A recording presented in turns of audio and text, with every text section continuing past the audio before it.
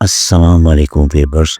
आज की reported oil marketing company ने लाहौर हेड ऑफिस के लिए मल्टीपल वैकेंसीज अनाउंस कर दी हैं। पोजीशंस ओपन हैं।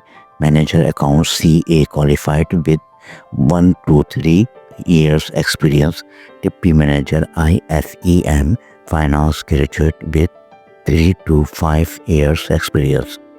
Account officer BCom with ledger and data entry experience, और civil engineer material costing 5 year experience in BOQ estimation and AutoCAD। अगर आप फाइनेंस अकाउंट्स या इंजीनियरिंग फील्ड से बिलोंग करते हैं तो ये अपॉर्चुनिटी आपके लिए परफेक्ट है। अप्लाई करें HROMC786@gmail.com। Daily fresh job update के लिए हाइपर जॉब चैनल को सब्सक्राइब करना मत भूलिए।